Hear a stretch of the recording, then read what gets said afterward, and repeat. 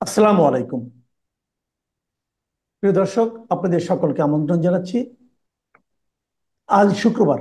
শুক্রবারে আমাদের নিয়মিত অতিথি জনাব আনিস আলমগীর, সিনিয়র সাংবাদিক ও কলামিস্ট, আমাদের সঙ্গে আজকে আছেন। উনি আপনাদের বিভিন্ন মনের যে প্রশ্ন, সেই প্রশ্নগুলো আমরা আশা করি ওনার কথা থেকে হয়তো আপনারা কিছুটা জবাব পেতে পারেন আর কি। আমি চেষ্টা করবো এই প্রশ্নগুলি ওনাকে করার জন্য। জনাব আনিস আলমগীর, আপনি তো দেখেছেন গত দুদিন ধরে বাংলাদেশের রাজনীতিতে এখন একটা বড় ইস্যু হয়ে দাঁড়িয়েছে গোপালগঞ্জ। কি হলো গোপালগঞ্জে, কেন হলো, এবং এই হওয়ার কারণে কে লাভবান হলো, কে ক্ষতিগ্রস্ত হলো, এই সমস্ত প্রশ্ন উঠছে। পাশাপাশি উঠছে গোপালগঞ্জের ঘটনাকে কেন্দ্র করে কে কি ভূমিকা পালন করলো, এবং এই ভূমিকাগুলির মাধ্যমে কিভাবে তারা নিজেদের অবস্থানকে পরিষ্কার করলো, জনগণের সামনে ক্লিয়ার করলো। তো আমরা যতটুকু সম্ভব আমরা মানে এগুলো আলোচনা করব। প্রথমে আমি যে জিনিসটা বলতে চাই, যে গোপালগঞ্জের যে ঘটনাগুলো ঘটলো, এটাকে আপনি সাদা চোখে কিভাবে মূল্যায়ন করছেন? এটা অনেক বিস্তৃত কোশ্চেন করেছেন আপনি। এটা এক বাক্যে যদি বলি যে এটা দিয়ে দুটা জিনিস ক্লিয়ার হলো। সেটা হচ্ছে যে আওয়ামী লীগ একটা প্রাণ শক্তি দেখানোর সুযোগ পেল, এবং তাদের যে ডিমোরালাইজড হয়ে গিয়েছিল 5 আগস্টের পরে, সেটাতে সারা দেশে একটা চাঙ্গা ভাব এসেছে তাদের মধ্যে। তাদের নেতা কর্মীরা ভাবছে যে না, আমাদের দিন শেষ হয়নি, আমাদের প্রতিবাদের দিন আছে। এটা একটা বিষয়। আর সেই সঙ্গে এটার সঙ্গে আপনি আওয়ামী লীগের দেশের বাইরে যারা আছে তারাও একটু চাঙ্গা হচ্ছে। তারাও এখান থেকে মাল পানি কামিয়ে যারা যে যেখানে গিয়েছে সেখানে একটু মানে দেখানোর সুযোগ পাচ্ছে, এবং হয়তো দেশে আসার স্বপ্নও দেখছে। আর অন্যদিকে এনসিপির যদি আপনি আহ, ঘটনা দেখেন, এনসিপি যে একটা সরকারের কোলে বসা রাজনৈতিক দল, সরকারের পৃষ্ঠপোষকতায়, সরকার, প্রথম আলো, এই ডিপ স্টেট, যারা যারা যেগুলো এতদিন বর্ণনা শুনছেন, তাদের যে একটা তাদের যে একটা পুতুল, তাদের যে একটা এটাকে বলে মাউথ পিস, সব কিছু এনসিপি দিয়ে এবার এই ঘটনার প্রমাণ হলো। প্রথমত হচ্ছে, আপনি যদি দেখেন এনসিপির গোপালগঞ্জে কোনো এমন শাখা প্রশাখা কোনো বিষয় নাই যে তাদের সেখানে যেতেই হবে। ওকে, তারা রাজনৈতিক দল হিসেবে যে কোনো জায়গায় যেতে পারে। সেই কর্মসূচিতে তারা সেখানে গিয়েছে, কারণ গোপালগঞ্জ তো আওয়ামী লীগের কাছে কেউ বিক্রি করে দেয় নাই, তাই না? যাবে তারা। কিন্তু যখন আমাদের রাজনৈতিক দলগুলোর সমাবেশকে কেন্দ্র করে অতীতে যখন দেখা যায় ঢাকা সহ বিভিন্ন জায়গায় যখন একটা গোলযোগের আশঙ্কা দেখা দেয়, তখন সরকার তরফ থেকে সেটাকে নিষিদ্ধ করা হয়। ওই এলাকায় সমাবেশ নিষিদ্ধ করা হয়। এখানে সরকার কি জানতো না এই ঘটনা এখানে ঘটবে? সরকার কি অতীতে এর পরে আগেও দেখে নাই? সরকার কি এর আগে বলে নাই সেখানে দুর্বৃত্তরা আশ্রয় নিয়ে আছে, সেখানে মানুষ সেন্টিমেন্টাল? বিশেষ করে 32 নম্বর ভেঙে দেওয়ার পর তারা মনে করেছিল যদি আমরা ঢাকা শহরে থাকতাম, তাহলে তো আমরাই ঝাঁপিয়ে পড়তাম 32 নম্বর রক্ষার জন্য, যেদিন ইউনূস সরকার নিশ্চুপ করেছিল। তো এইখানেও ঠিক একই ঘটনা আগে থেকে প্রচার হয়েছে। এরা যে যাবে তার একটা উস্কানি দিয়েছে, এটা সবাই বলেছেন যে এটা রোড টু, কি বলছে, মার্চ টু এই গোপালগঞ্জ, যেটা তাদের অন্য কর্মসূচিকে চেঞ্জ করে এখানে নতুন নাম দেওয়া প্রথমত উস্কানি। এই উস্কানির মধ্যে সোশ্যাল মিডিয়ায় আসলো যে বঙ্গবন্ধুর কবর তারা সেখান থেকে তুলে ফেলবে, হেলিকপ্টার দিয়ে কি জানি করবে, তারপরে গোপালগঞ্জের নাম পরিবর্তন করে দেবে। তো সাধারণভাবে গোপালগঞ্জবাসীর মধ্যে তো এগুলো একটা সেন্টিমেন্ট জাগার কথা। তাদের একজন নেতা, যে জাতীয় নেতা হিসেবে স্বীকৃত, যে এই দেশকে জন্ম দিয়েছে বলা যায়, যার অবদানে আমরা আজকে একটা স্বাধীন বাংলাদেশ, সেই লোককে তার কবর তুলে ফেলবেন। তার কবর, তাকে হত্যা করা হলো 75 সালে, তাকে কবর দেওয়া নিয়ে কত গন্ডগোল, তারপরে তার পাড়াগায় যায় কবর দিয়ে আসছে যাতে মানুষ সেখানে কেউ না যায়। তো সেরকম একটা পরিস্থিতি, ওরকম একটা নেতাকে আপনি উচ্ছেদ করতে বলছেন, তার কবর তুলে দিতে বলছেন। এবং এনসিপি কে যে সমস্ত সমর্থনকারী, যে সমস্ত ইউটিউবার বিদেশে বসে বসে বড় বড় বয়ান দেয়, তারাও এই ধরনের কথা বলেছে। তো তাতে করে এই যে সেন্টিমেন্টটা পুরোটাই প্রিভেল করছিল। সরকার এখানে যদি নিরপেক্ষ হতো, সরকার সেখানে এনসিপি কে বলতে পারতো যে ঠিক আছে তোমরা ঘোষণা করেছো কিন্তু পরিস্থিতি সেখানে ভালো না, তো এই সময় সমাবেশ করার দরকার নাই। যেটা তারা সবার ক্ষেত্রে করে, যেটা অমুক দল তমুক দল, আমরা দেখেছি এটা সমগ্র বাংলাদেশে তারা 144 দ্বারা বা কিছু একটা করে সমাবেশ নিষিদ্ধ করে। সমাবেশ এখানে নিষিদ্ধ করেনি। দ্বিতীয়ত, তাদেরকে রেস্কিউ করার জন্য, তাদেরকে প্রটেক্ট করার জন্য পুলিশের পর পুলিশ পাঠিয়েছে সেখানে।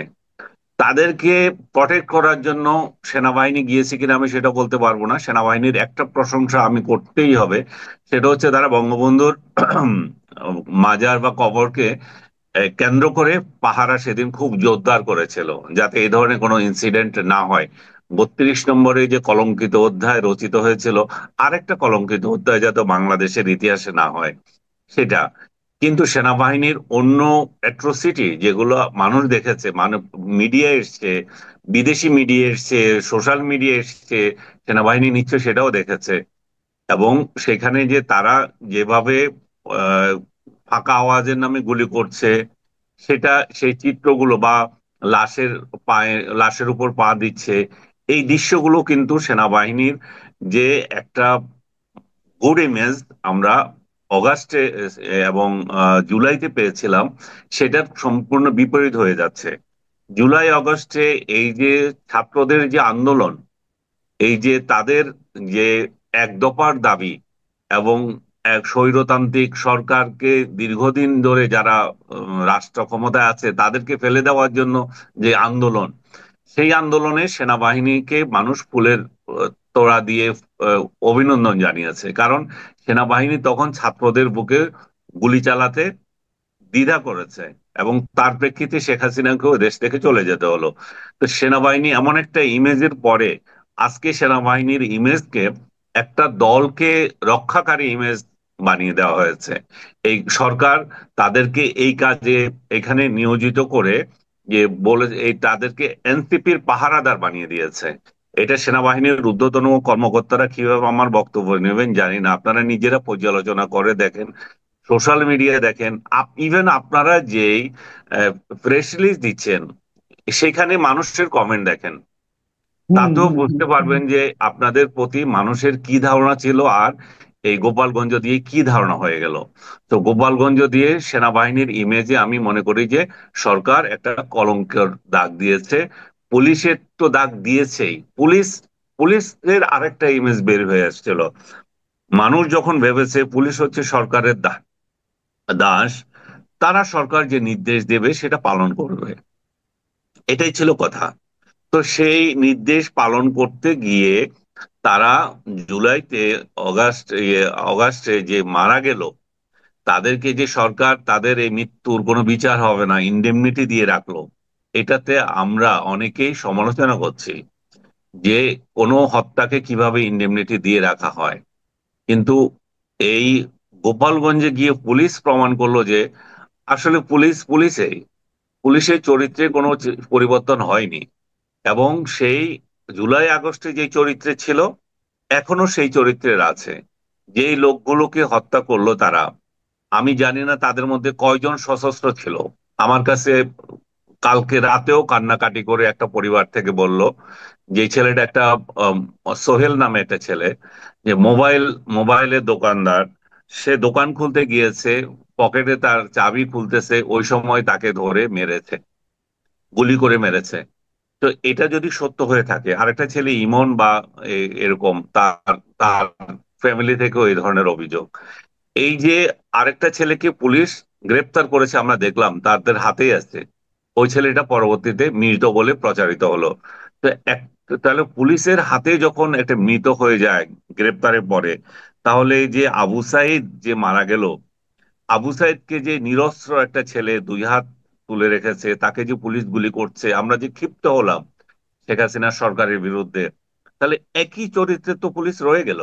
পুলিশ তো এখানেও মরণাস্ত্র বা ইউজ করলো, যে একটা নিরীহ ছেলের প্রতি, নিরীহ আমি এই জন্য বলবো, আমার কাছে অস্ত্র নয়, আমি তো তখন নিরীহ, আমি তোমার কাস্টডিতে আছি, আমাকে তোমার এখন দায়িত্ব কি? আমাকে জেলে দেওয়া, আমার বিচার হওয়া, আমি কি অপরাধ করেছি, আমাকে হত্যা করা তো দায়িত্ব দেওয়া হয় নাই। তার মানে শেখ হাসিনার আমলে যেগুলো আমরা দেখেছি ডক্টর ইউনূসের আমলে কোনো পরিবর্তন নাই।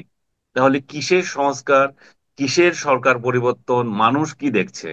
মানুষ দেখছে একই চরিত্র, একই খাওয়া খাওয়ি, একই চাঁদাবাজি। রাজনৈতিক দলগুলোর দিকে আপনি তাকান, যে আমরা কি করেছি? আমরা চেয়েছিলাম যে বিএনপি আওয়ামী লীগ যেভাবে চাঁদাবাজি করত, যেভাবে রাহাজানি করত, যেভাবে অন্যের উপর খবরদারি করত, হেলমেট বাহিনী, সে একই স্টাইল এখনো চলছে। এই যে রাজনৈতিক সংস্কৃতি যেখান থেকে আমরা রক্ষা পাওয়ার কথা, চাঁদাবাজি, এই এনসিপির লোকদের প্রতি তো একই অভিযোগ। তারা তো আচ্ছা, একই পথে হাঁটছে।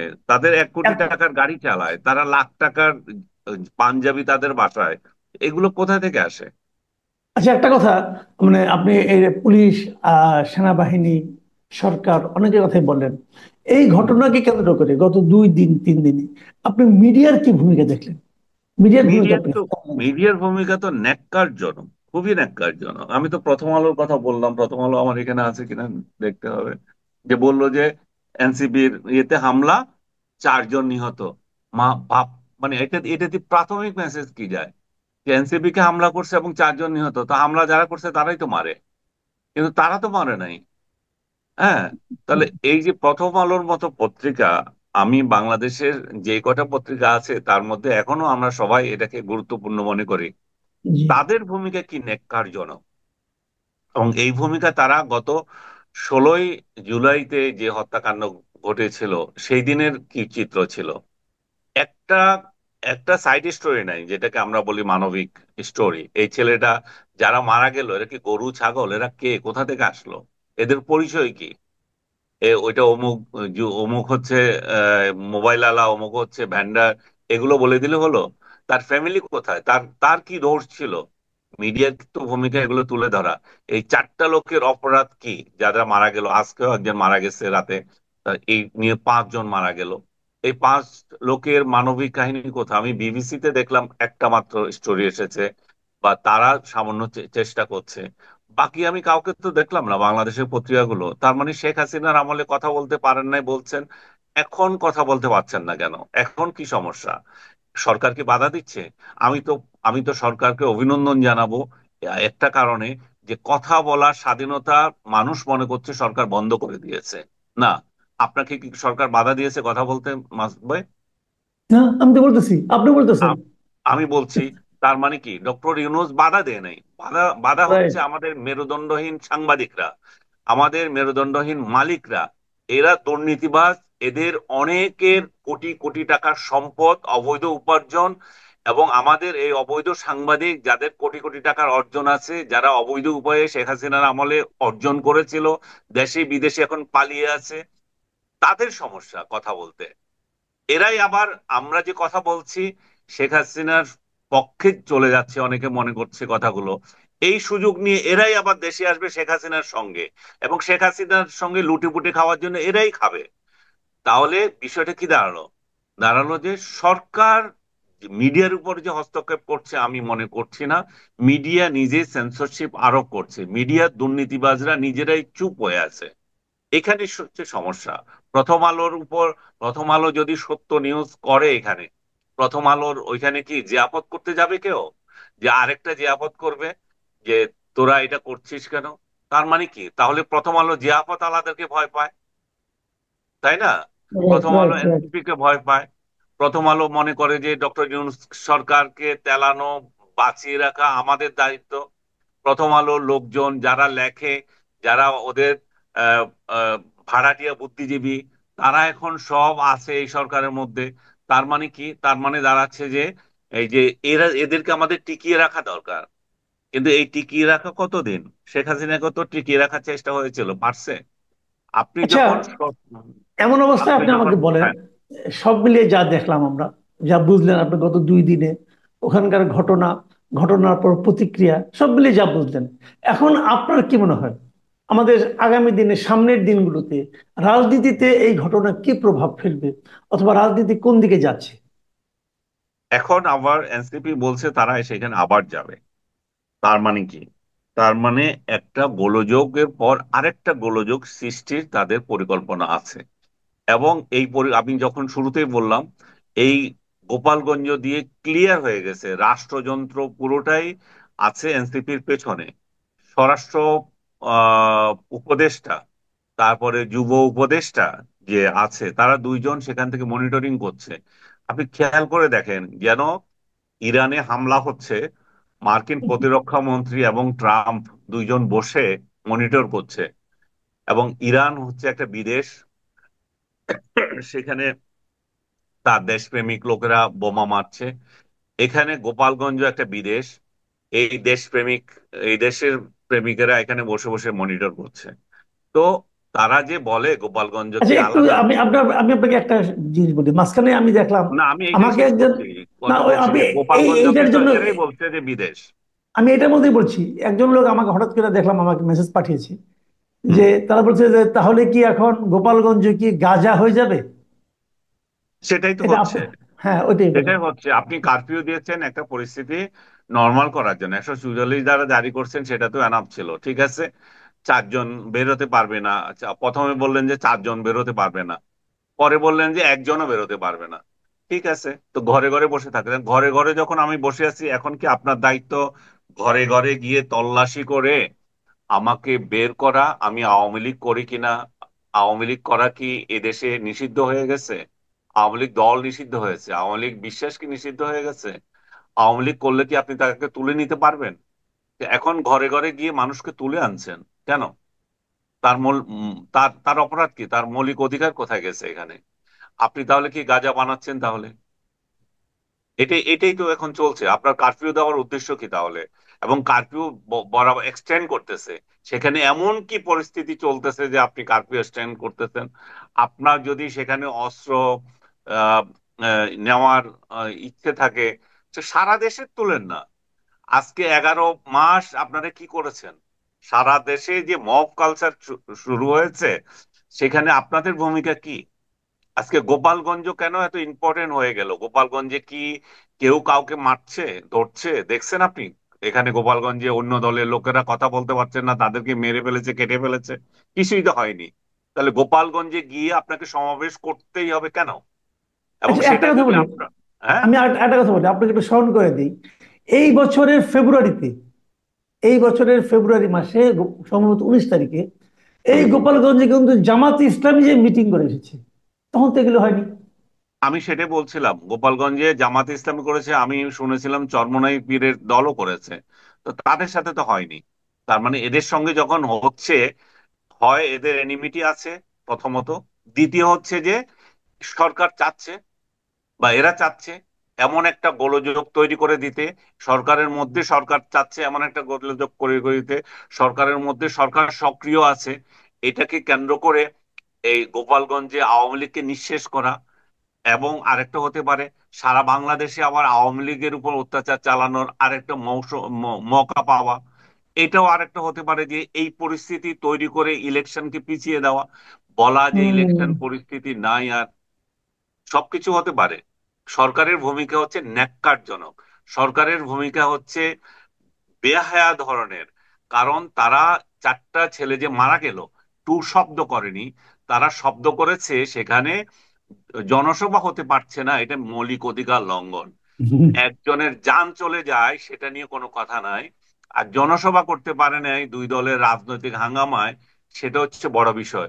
বাংলাদেশে কি জনসভা এই প্রথম বন্ধ হয়েছে? বঙ্গবন্ধুর আমলে হয় নাই, জিয়ার আমলে হয় নাই, জনসভায় সাপ গুলি গ্রেনেড এগুলো হয় নাই? আমরা কি এগুলো দেখি নাই? এগুলো কি নতুন কিছু? তাহলে হম। উদ্দেশ্যটা কি? আপনি এখন একটা তদন্ত কমিটি করেছেন যে এটার ইয়ে করার জন্য, আমি অ্যাপ্রিসিয়েট করি। কিন্তু তদন্ত কমিটি থেকে কাকে রেখেছেন আপনি? আপনি রেখেছেন চারটা আমলাকে, ওই মন্ত্রণালয় এই মন্ত্রণালয় ওই মন্ত্রণালয়, চারটা আমলাকে নিয়ে আপনি একটা তদন্ত কমিটি করছেন। এবং সেখানে পুলিশও আছে, যে পুলিশের বিরুদ্ধে অভিযোগ, তাদেরকে আপনি রেখেছেন এখানে যে তদন্তের রিপোর্ট দেবে তারা। এবং পুলিশ অলরেডি একটা বিবৃতি দিয়ে দিয়েছে এই এই কারণে হয়েছে, আর তদন্ত সেখানে আপনি, ঠিক আছে, মানুষ হত্যা নিয়ে তদন্ত করতে যাচ্ছেন, করেন সেটা। কিন্তু আপনি যে মানুষ হত্যা নিয়ে টু শব্দ করলেন না, তাতে কি বোঝা গেল?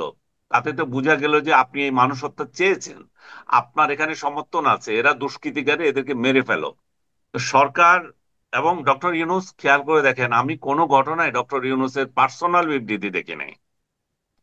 উনার উনার যে অফিসিয়াল পেজ সেখান থেকে গিয়েছে, ওনার পার্সোনাল অ্যাকাউন্ট থেকে বিবৃতি গিয়েছে, এবং সরকারের প্রেস উইং থেকে গিয়েছে।